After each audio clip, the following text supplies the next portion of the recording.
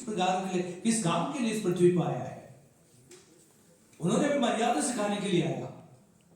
तो मेरे उसे मेरा कल्पना का राम राज्य, जिस प्रकार भगवान राम ने जो आदर्श रखा, एक पुत्र के रूप में कैसे होना है, पिता के रूप में कैसे होना है, पति के रूप में, राजा के रूप में, दोस्त के रूप में, भक्तों के सामने एक प्रभु के रूप में, हनुमान जी के सामने एक प्रभु के रूप में, सबके सामने भाई के रूप में, सभी के सामने एक उत्तम उदाहरण, एक जलंधर आदर्श किया। त्याग भी पूर्ण रूप से लिया, किसी से कुछ भी नहीं मांगा, सब खुशी से उनके पास आते थे, देना शुरू किया, क्योंकि वो खुद भगवान था और उनका आदर्श और जीवन दूसरों को हमेशा प्रेरणा देते थे। जब हम सबको सम्मान देंगे, सबसे ज्यादा देने वाला की सम्मान ही हो जाते हैं। अभी शोभा जी ने हम सबको बुला के, गुरुओं को बुला के सम्मान करते हैं, स्कॉलर्स को बुलाया, उनको मंच से निकाल के बाहर सामने बैठा। मुझे बुरा लग रहा था, मैं सोचा मैं जाऊं, बाद में अच्छा दे रहे, मैं चाहते थे कम से कम एक महिला हमारे बीच में बैठे, उनको भी उठा कर भेज दिया। ठीक है, कोई बात नहीं, हमारे समाज में अभी भी भगवान राम का आदर्श पूरा नहीं आया, उन्होंने सीता जी को भी वन में भी ले ओके, साध्वी जी है तो वो तो साथ हमारे संतों में आ गया। ठीक है, ये तो उन्होंने बोला था, हमारा मौलाना साहब भी बोले हम संधे लोगों को दे दो, जब दो सबको मिक्स नहीं करे, तो इसलिए हम सम्मान करते हैं हमारे सभी गुरुओं का। ये हमारा सौभाग्य है, हमारे यहाँ पर भारतीय धर्म सर्वधर्म संसद, यहाँ पर एक इंटरफेथ ऑर्गेनाइजेशन है, उसके राष्ट्रीय अध्यक्ष कई सालों से आदरणीय गोस्वामी सुशील महाराज है, जो बेलारूस में है। उनके लीडरशिप में हम शिकागो में भी पार्लियामेंट ऑफ वर्ल्ड रिलीजन में मैं और गुरुजियों में गया था। हम लोग कोरिया में भी वर्ल्ड पीस समिट के लिए गया था, 171 देशों से लोग था, तो उसमें 4 लोगों को कार्यकारिणी समिति बनाया, उसमें से पहला उनका ही नाम आया था। तो ये सब क्या दिखा रहे हैं, भारत आगे आगे पहले विश्व गुरु था, अभी भी है, आगे और बढ़ेंगे, क्योंकि न केवल पॉलिटिक्स से हम हमारे ऐसे गुरुओं की वजह से भी हम विश्व में बढ़ते जा रहे हैं। इन्होंने मोरक्को काफी देशों में किया, इसी सर्वधर्म संसद के सभी धर्मों के आदर और सम्मान बढ़ाने के लिए। तो ये सब हमारा सौभाग्य है। हमारे विश्व से ऐसा कोई ज्यादा ध्यान नहीं देते हुए भी दूसरे कंट्री ध्यान देते हैं, वो उनको बुलाते हैं। मोरक्को में बुलाया, हमें कोरिया में बुलाया, अमेरिका में बुलाया, ये सब एक तरीका से भारत आगे बढ़ रहे हैं। यही मेरा राम राज्य का कल्पना है। तो राम राज्य जब भारत के हर एक व्यक्ति को मान सम्मान मिलना शुरू करेंगे, भारत के हर एक व्यक्ति सबके लिए उदाहरण बने, भारत सबका लीडर बनना शुरू हो जाएंगे, तो हमारे विश्व गुरु और भी आगे बढ़ेंगे। क्योंकि हम कैसे कहां से विश्व गुरु शुरू किया, हमारा जो फिलोसफी है, हमारा जो वेद से शुरू होके वो पूरे विश्व के लिए आज भी उसके बराबर का कुछ करना नहीं पाया। हम लोग में, हमारा देश, हमारा नया पीढ़ी कोई पढ़ता ही नहीं, सोचता भी नहीं उसके बारे में। हमारा जो चारों वेद इतना अमूल्य है, उसके बारे में कोई हम चर्चा भी नहीं कर सकते। ये हम विश्व के लिए हमारा कॉन्ट्रीब्यूशन था, पहला कॉन्ट्रीब्यूशन। उसके बाद हमारा सिंधु नदी तट संस्कृति भी पूरे विश्व के लिए सबसे उत्तम था, हम कभी कम नहीं था। उसके बाद हम देखेंगे हमारे फिलोसोफर्स, वो भी कम नहीं था। आदि शंकर जैसे लोगों ने अद्वैत लेके आके पूरे विश्व को सिखाया, निर्गुण ब्रह्म सद्गुण ब्रह्म का पूरा ज्ञान दिया। तो हम हमेशा, उसके अलावा हमने कितना धर्म पूरे विश्व को दिया। ये बुद्धिज्म कहां से हमारा, जैनिज्म, अभी हमारा जैन गुरु बैठा है, जैनिज्म हमारा है, सिखिज्म हमारा है, सूफीज्म हमारा है, और अहमदी इस्लामी भी सबसे ज्यादा हमारे देश में ही फले फूले और यहां से बहुत कुछ कर रहे हैं। तो हम विश्व को देने वाले ही थे हमेशा। आज आईटी सेक्टर में भी सब जगह पूरे विश्व में हमारे लोगों को दिमाग ही चल रहा है।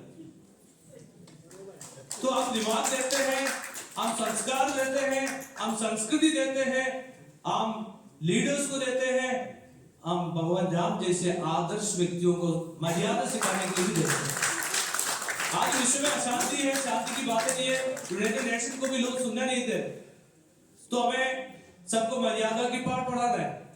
इसलिए भगवान राम इसी सदी में आया, इस कलयुग में, कलयुग को संभालने के लिए, सबके कलयुग को शांत करने के लिए एक शांत प्रतीक रूप में भगवान राम उठ के आए। सही है गलत? तो अभी इन्होंने पूछा राम राज्य के बारे में, ईसाई धर्म में क्या होता है? ईसाई धर्म में हमें स्वर्ग राज्य कहते हैं उसको। स्वर्ग, हम सभी लोग स्वर्ग जाना चाहते हैं। यहाँ कोई नहीं होगा जो स्वर्ग के बारे में नहीं सोचने वाला है। कुछ तो बोलेंगे गवर्नमेंट से हम नाराज जाऊंगा, लेकिन सभी लोग स्वर्ग राज्य में मुक्ति पाना चाहते हैं। तो हमारे एक कल्पना होगा स्वर्ग राज्य क्या चीज होगा, सबके मन में है, सभी धर्म में है। मुक्ति के बारे में क्या होगा, मुक्ति की बात क्या होगा।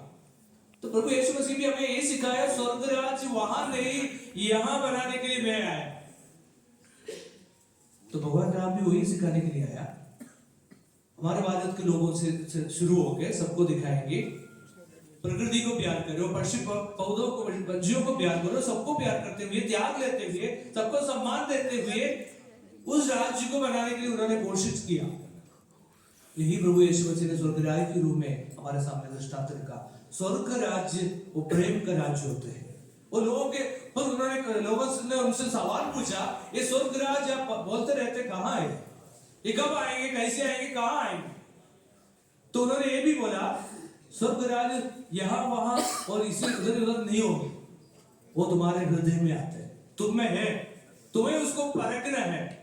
हमें हमारे हिंदू संस्कृति भी सिखाया अहम ब्रह्मास्मि, आपके अंदर है भगवान, आपके अंदर है स्वर्ग राज्य, उसको बाहर लाना है।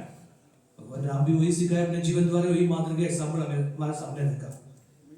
तो मेरे ओर से राम राज्य उसी राज्य होना चाहिए, सबके सम्मान, सब एक दूसरे के साथ मर्यादा के साथ चाहिए। तो पूरे विश्व हमसे सीखे, तो हम पूरे विश्व का लीडर ही बनेंगे। हमारा योग आजकल पूरे विश्व में फैल रहा है, हिंदू धर्म भी पूरे विश्व में है। इंडिया से भी सबसे बड़ा मंदिर अमेरिका में और यूरोप में बन रहे हैं। तो क्या अभी सभी देशों में राष्ट्रपति और प्रधानमंत्री भी इंडियंस बन रहे हैं, तो क्या हम इनके विश्व गुरु नहीं? इसी प्रकार से ही हम इनके विश्व गुरु बनेंगे जब इस भगवान के आदर्श हम जीना शुरू करेंगे, दिखाना शुरू करेंगे लोगों को, हम राम राज्य हमारे विश्व में उत्पन्न होगी। हमारे धर्म में, जब अमेरिका में तो काफी लोगों से वार्तालाप होते, कई बार गया, अभी भी जाएंगे, अप्रैल में भी, जून में भी, तो उन्होंने मुझे कहा हम सभी लोग भारत को ऐसा देते थे, सभी धर्म को एम्ब्रेस करने वाले, सबको हमेशा स्वागत करने वाले, सभी को, किसी के साथ भी कोई भी प्रकार की अन्याय नहीं करने वाले।